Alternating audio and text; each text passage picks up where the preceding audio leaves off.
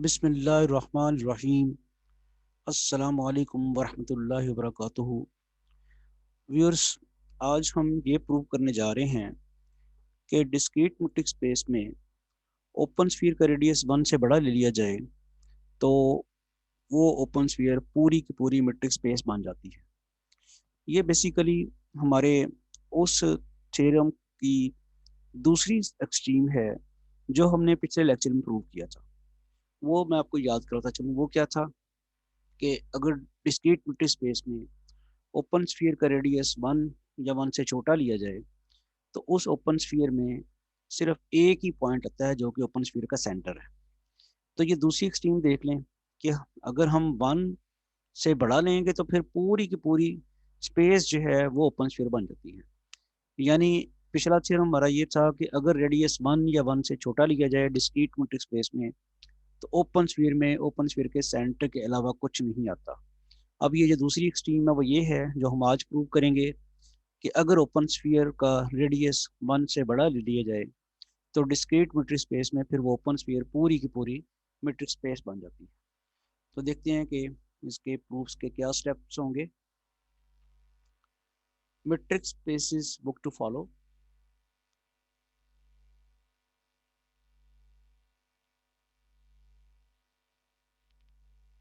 Theorem: open sphere of radius greater than 1 in a discrete metric space is the whole space।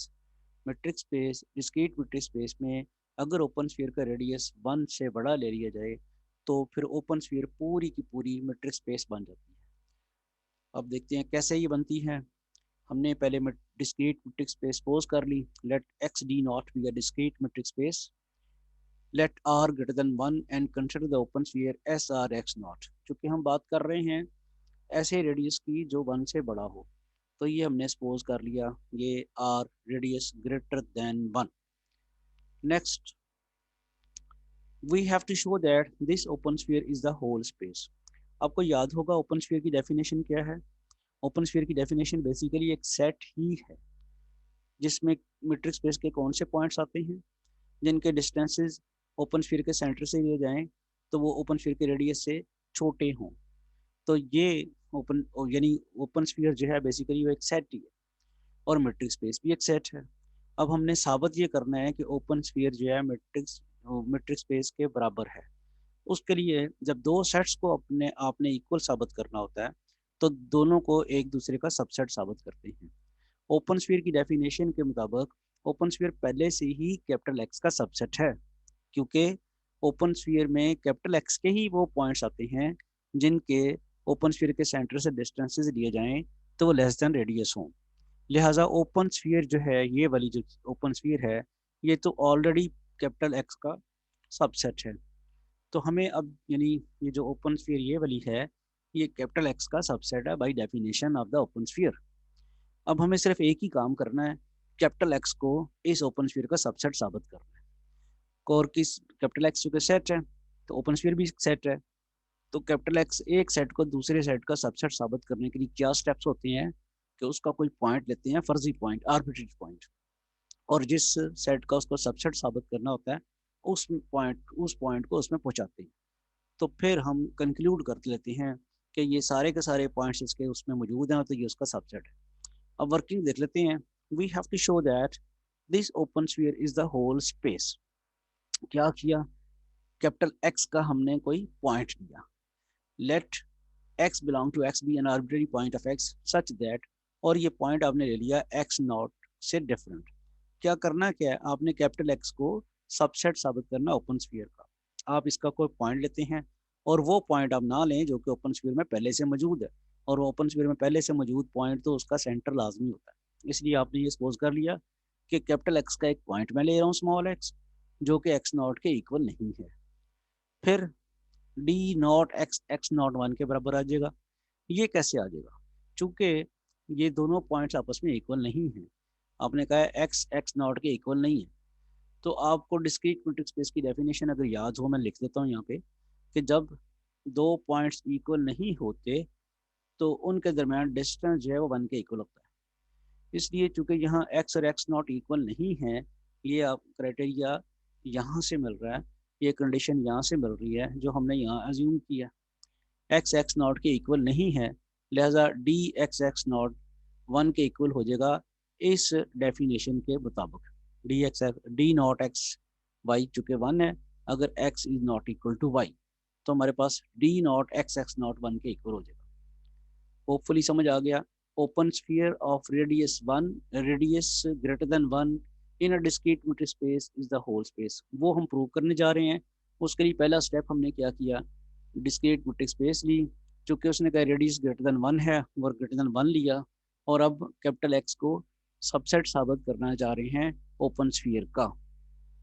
उसके लिए हमने capital X का point लिया, वो different from x not है, तो डिस्क्रीट मीट्रिक स्पेस की डेफिनेशन के मुताबिक उस पॉइंट का एक्स नॉट से डिस्टेंस 1 होगा। अच्छा जी, अब आगे चलते हैं। अब अगर ये डिस्टेंस 1 है, d not x not is equal to 1 है और 1 लेसर देन आर है, ये देख लें जरा, आर ग्रेटर देन 1 था ना, आर 1 से बड़ा था, यानी 1 आर से छोटा है। तो इससे इससे क्या पता चलेगा कि डी एक्स नॉट भी लेसर देन आर हो गया। आपको याद है कोई पॉइंट ओपन स्फीयर में कब आता था, जब उसका सेंटर से डिस्टेंस लेस देन हो आर हो जाए।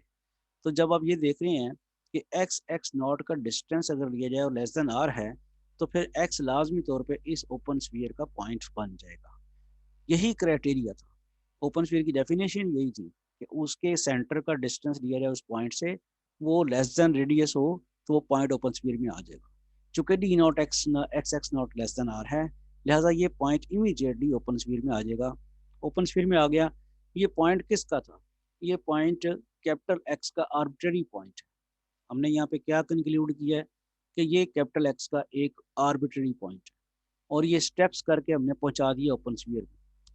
हम कोई कैपिटल एक्स का और पॉइंट लें, यही स्टेप्स करें। फर्ज करें मैं वाई लेता हूँ, y belong to capital X करता हूँ, तो यहाँ क्या आ जाएगा, y x not is equal to 1, d not y x not is equal to 1, d not y x not is equal to 1 less than R, d not y x not is less than R, y belongs to this open. इसी तरह मैं capital X का जी point दूँ, वो भी इसमें पहुंच जाएगा। तो कैपिटल यही स्टेप्स को सिर्फ मैक्स की जगह वो पॉइंट रखता जाऊँ, तो यही स्टेप्स जो हैं वो उसको ओपन स्फीयर में पहुंचा देंगे। लिहाजा अब हमें ये करने की ज़रूरत नहीं, चूँकि हमने कैपिटल एक्स का एक फर्जी पॉइंट लिया, वो ओपन स्फीयर पहुंच गया, तो यहाँ से कंक्लूड हो गया कि यही स्टेप्स रिपीट करके कैपिटल एक्स के सारे पॉइंट्स इस ओपन स्फीयर में पहुंच जाएंगे। लिहाजा कैपिटल एक्स सारे का सारा इस ओपन स्फीयर में पहुंच गया हुआ है, यानी कैपिटल एक्स जो है वो इस ओपन स्फीयर का सबसेट है। लेकिन जैसे मैंने अभी बताया कि बाय डेफिनेशन ओपन स्फीयर जो है वो पहले ही कैपिटल एक्स का सबसेट है। अब एक्स इस ओपन स्फीयर का सबसेट है, और ओपन स्फीयर एक्स का सबसेट पहले से ही है बाय डेफिनेशन, लिहाजा ये दोनों क्या हो गए, बराबर हो गए। तो ये दूसरी एक्सट्रीम आ गई। अगर हम डिस्क्रीट मीट्रिक स्पेस में रेडियस 1 से बड़ा ले लें, तो ओपन स्फीयर पूरी की पूरी मीट्रिक स्पेस बन जाती है।